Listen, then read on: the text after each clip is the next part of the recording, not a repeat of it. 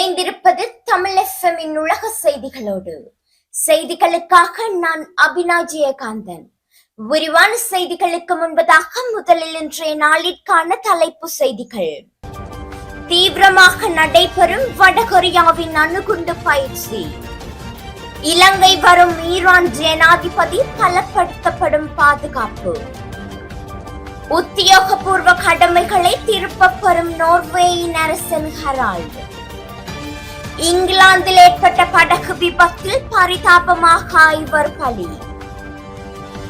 மாலைதீவு நாடாளுமன்ற தேர்தலில் சீனா ஆதரவு கட்சி பாரிய வெற்றி.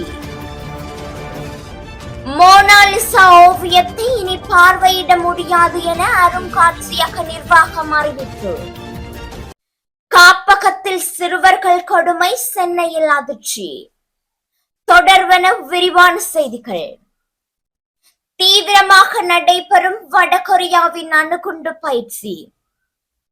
அணுகுண்டு தாக்குதல் ஒன்றை வடகொரியா மீது அமெரிக்கா, தென்கொரியா போன்ற நாடுகள் நடத்தினால் என்ன செய்வது என்றும், அணுகுண்டை வைத்திருக்கும் வடகொரியா அதன் மூலமாக மற்ற நாடுகளை தாக்கலாம் என்றும், ஆனால் அதற்கு முன்னதாக அமெரிக்கா தாக்கிவிடுமாக இருந்தால் என்ன செய்வது என்றும், ஆகவே அணுகுண்டு தாக்குதல் ஒன்று நடைபெறுமாக இருந்தால் அந்த நேரம் தப்பி பிழைத்து சம்பந்தப்பட்ட எதிரி நாட்டை அணுகுண்டு மூலம் தாக்குவது எப்படி என்றும், அணுகுண்டுகளை குறுந்தூர ஏவுகணை மூலம் தடுத்து நிறுத்துவது எப்படி என்றும், இதுவரை காலமும் அணுகுண்டை வெடிக்க வைத்தால் சரி என்றும், ஆனால் அணுகுண்டை வானில் வைத்து தடுப்பதற்காக குறுந்தூர ஏவுகணை பயிற்சிகளை வடகொரியா செய்திருப்பதாகவும், தன்னுடைய நாட்டு அணுகுண்டு கட்டமைப்புகளை நாட்டின் பல பாகங்களுக்கு பரவலாக்கம் செய்து பயிற்சி செய்து வருவதாகவும் வடகொரிய ராணுவம் நடத்தி வருவதாகவும் வடகொரிய அதிபர் நேரடியாக அதனை பார்வையிட்டதாகவும் ஊடகங்கள் செய்தி வெளியிட்டுள்ளன. இலங்கை வரும் ஈரான் ஜனாதிபதி பலப்படுத்தப்படும் பாதுகாப்பு. ஈரான் ஜனாதிபதி இப்ராஹிம் ரைசியின் இலங்கை விஜயத்தை முன்னிட்டு விசேட பாதுகாப்பு ஏற்பாடுகள் முன்னெடுக்கப்படவுள்ளன. போலீசாரும் முப்படையினரும் இணைந்து பாதுகாப்பு நடவடிக்கைகளை முன்னெடுப்பதாக அமைச்சர் டிரான் எலஸ் குறிப்பிட்டுள்ளார். இதேவேளை இன்றைய தினம் கொழும்பின் சில வீதிகள் மூடப்படவுள்ளதாகவும், குறிப்பாக கட்டுநாயக்க அதிவேக நெடுஞ்சாலையும் மூடப்படவுள்ளதாகவும் போலீஸ் தரப்பு தகவல்கள் தெரிவிக்கின்றன. உமா ஓயா பல்நோக்கு திட்டத்தை திறந்து வைக்கும் நிகழ்வில் கலந்து கொள்வதற்காக ஈரான் ஜனாதிபதி நாட்டிற்கு வருகை தரவுள்ள நிலையில், இவருடைய 3 நாள் உத்தியோகபூர்வ விஜயத்தின் போது இலங்கை அரசாங்கத்துடன் 5 உடன்படிக்கைகள் கைச்சாத்திடப்படவுள்ளதாக இலங்கைக்கான ஈரான் தூதுவர் அலிரேசா டெல்கோஷ் கூறியுள்ளார். உத்தியோகபூர்வ கடமைகளை திருப்பப் பெறும் நோர்வேயின் அரசர் ஹரால்டு. நோர்வேயின் அரசர் தனது வயதை கருத்தில் கொண்டு உத்தியோகபூர்வ கடமைகளில் பங்கேற்பதை குறைக்க திட்டமிட்டுள்ளதாக அந்நாட்டு அரச குடும்பம் தெரிவித்துள்ளது. இந்த நடவடிக்கை 88 வயதான மன்னர் ஹரால்ட் தனது பொது ஈடுபாடுகளில் நிரந்தர குறைப்பை செய்யும் என்றும் அதிகாரிகள் தெரிவித்துள்ளமை குறிப்பிடத்தக்கது. ஹரால்ட் 1991 ஆண்டு முதல் பணியாற்றும் ஐரோப்பாவின் நீண்ட காலம் ஆட்சி செய்த மன்னர்களில் ஒருவராகவும், ஆனால் சமீப வருடங்களில் நோயால் அவதிப்பட்டு வந்த அவர் விடுமுறையில் இருந்த போது உடல் நல குறைவு ஏற்பட்டு பிப்ரவரி மாதம் மலேசியாவில் உள்ள மருத்துவமனையில் அனுமதிக்கப்பட்டார் என்றும், திங்களன்று ஒரு அறிக்கையில் அரச குடும்பம் அவரது உத்தியோகபூர்வ நடவடிக்கைகளில் நடைமுறை ஏற்பாடுகள் செய்யப்படும் என்று கூறியது. ஆனால் ஏற்பாடுகள் என்ன என்பது பற்றிய கூடுதல் விவரங்களை இன்னும் வழங்கவில்லை என்றும் தெரிவிக்கப்படுகின்றது. இங்கிலாந்தில் ஏற்பட்ட படகு விபத்தில் பரிதாபமாக 5 பலி. இங்கிலாந்துக்குள் சட்டவிரோதமாக குடியேறும் முனைப்பில் படகில் இங்கிலீஷ் கால்வாயை கடக்க முயன்றவர்களில் 5 பேர் உயிரிழந்துள்ளதாக தெரிவிக்கப்படுகின்றது. இதனை பிரான்ஸ் நாட்டு பத்திரிகைகள் உறுதி செய்துள்ளன.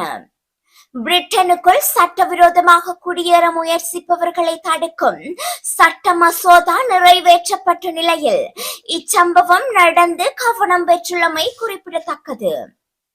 படகு கவிழ்ந்து 5 பேர் இறந்த நிலையில் 100க்கும் மேற்பட்டோர் மீட்கப்பட்டு பிரான்ஸ் நாட்டின் வடக்கே உள்ள மிக பிரபலமான போலோன் மீன்பிடி துறைமுகம் பகுதிக்கு கொண்டு செல்ல ஏற்பாடுகள் நடைபெற்று வருவதாக தகவல்கள் தெரிவிக்கின்றன. சட்டவிரோதமாக குடியேற்ற தடுப்பு சட்டத்தை நிறைவேற்ற பிரிட்டன் பிரதமர் ரிஷி சுனக் அதீத பிடிவாதம் காட்டி வந்த நிலையில் இது மனித தன்மையற்ற கொடூரமான சட்டம் என்ற விமர்சனங்களும் எழுந்துள்ளன. 2024ஆம் ஆண்டு தொடங்கியதிலிருந்து முதல் 3 மாதங்களில் மட்டும் 5000 பேர் சட்டவிரோதமாக பிரிட்டனுக்குள் நுழைந்ததாகவும் 2023இல் இவ்வாறாக நுழைந்தவர்களில் ஆப்கானிஸ்தான், ஈரான், பாகிஸ்தான், இந்தியா, வங்கதேசத்தை சேர்ந்தவர்கள் முதல் 5 இடங்களில் உள்ளதாகவும் தெரிவிக்கப்படுகின்றது. மாலைதீவு நாடாளுமன்ற தேர்தலில் சீன ஆதரவு கட்சி பாரிய வெற்றி. மாலைதீவு ஜனாதிபதி முகமது முய்சி தலைமையிலான மக்கள் தேசிய காங்கிரஸ் அந்நாட்டின் நாடாளுமன்ற தேர்தலில் 93 இடங்களில் 71 இடங்களை கைப்பற்றி அபார வெற்றியை பதிவு செய்துள்ளது. இந்த வெற்றி மாலைதீவிற்குள் முய்சிவின் அதிகாரத்தை உறுதிப்படுத்துவதுடன் பிராந்திய இயக்கவியலில் ஒரு முக்கிய மாற்றத்தை குறிக்கிறது என சர்வதேச ஊடகங்கள் சுட்டிக்காட்டியுள்ளன. மக்களின் ஆதரவை பெறும் நோக்கில் இந்திய எதிர்ப்பு கொள்கையுடன் மக்கள் தேசிய காங்கிரஸ் தேர்தலில் போட்டியிட்டது என்றும் அந்த கட்சிக்கு பெரும் வெற்றியை தேடி தந்துள்ளது என்றும் கடந்த நாடாளுமன்றில் பெரும்பான்மையை பெற்றிருந்த மாலைதீவு ஜனநாயக கட்சி நடந்து முடிந்த தேர்தலில் வெறும் 12 இடங்களில் மட்டும் வெற்றி பெற்றுள்ளது என்றும் தெரிவிக்கப்படுகின்றது. இந்த மாற்றம் மிக முக்கியமானது என அரசியல் ஆய்வாளர்கள் சுட்டிக்காட்டியுள்ள நிலையில், ஏனெனில் இது மாலைதீவு ஜனநாயக கட்சியின் கொள்கைகள் மீதும் வாக்காளர்கள் கொண்டுள்ள எதிர்ப்பை காட்டியுள்ளதாக தெரிவித்துள்ளனர். முய்சிவின் வெற்றியும் அவரது கட்சி இப்போது நாடாளுமன்றத்தில் பெற்றுள்ள பெரும்பான்மையும் மாலைதீவு இந்தியா உறவுகளை மேலும் சீர்குலைக்கும் எனவும் தெரிவிக்கப்பட்டுள்ளது. மோனாலிசா ஓவியத்தை இனி பார்வையிட முடியாது என அருங்காட்சியக நிர்வாகம் அறிவிப்பு. பார்வை அனுபவத்தை மேம்படுத்த லூவ்ரே அருங்காட்சியகத்தின் முயற்சியில் ஒரு நிலத்தடி அறைக்கு மாற்றப்படலாம் என தெரிவித்த நிலையில் இந்த உருவப்படம் தற்போது சாலே டெல் எட்சாட்ஸின் மையத்தில் புல்லட் ப்ரூஃப் கண்ணாடிக்கு பின்னால் காட்சிக்கு வைக்கப்பட்டுள்ளது என்றும் அதன் உரைக்குள் வெப்பநிலை மற்றும் ஈரப்பதம் ஓவியம் சிதைவடையாமல் இருப்பதை உறுதி செய்ய இறுக்கமாக கட்டுப்படுத்தப்படுகின்றது என்றும் தெரிவிக்கப்படுகின்றது. ஆனால் சமீபத்திய கணக்கெடுப்பில் சுற்றுலா பயணிகள் அந்த ஓவியத்தின் அனுபவத்தை அனுபவிக்கவில்லை என்றும் இதன் காரணமாக குறித்த ஓவியத்தை நிலத்தடியில் ஒரு இருட்டு அறைக்குள் சில காலம் வைத்திருக்க அருங்காட்சியக நிர்வாகம் முடிவு செய்துள்ளதாக தகவல்கள் கிடைக்கப்பெற்றுள்ளன. பார்வையாளர்களின் பார்வை அனுபவத்தை மேம்படுத்துவதற்காக 2019ஆம் ஆண்டில் பாதுகாப்பு உரை எதிர்ப்பு பிரதிபலிப்பு தொழில்நுட்பத்துடன் மேம்படுத்தப்பட்டது என்றும் தெரிவிக்கப்படுகின்றது. காப்பகத்தில் சிறுவர்கள் கொடுமை, சென்னையில் அதிர்ச்சி. கோடாம்பாக்கத்தில் சுமார் 40 வருடங்களாக இயங்கி வரும் காப்பகம் ஒன்றில் பெற்றோரை இழந்த குழந்தைகள் மற்றும் ஆதரவற்ற குழந்தைகள் என்பவர் தங்கி கல்வி பயின்று வருகின்றமை குறிப்பிடத்தக்கது. இதில் சென்னை போரூரை சேர்ந்த பெண்ணொருவர் தனது 2 மகன்களும் இந்த காப்பகத்தில் தங்கி படித்து வருவதாகவும் அவர்கள் உட்பட 20க்கும் மேற்பட்ட மாணவர்களை நிர்வாகத்தினர் கொடுமைப்படுத்துவதாகவும் கூறி குற்றம் சுமத்தி இருக்கின்றார். மேலும் மாணவர்களுக்கான மருத்துவமனை செலவுகள் காப்பகத்தில் இலவசம் என்ற நிலையில் அதற்கான பணத்தை பெற்றோர்களிடமிருந்து வலுக்கட்டாயமாக பெறுவதாகவும் கூறி சென்னை அசோக் நகர் காவல் நிலையத்தில் புகார் அளித்திருப்பது பரபரப்பை ஏற்படுத்தியுள்ளது. உலக செய்திகளோடு தமிழ் எஃப்எம்மிற்கான இன்றைய செய்திகள் நிறைவடைகின்றன. வணக்கம்.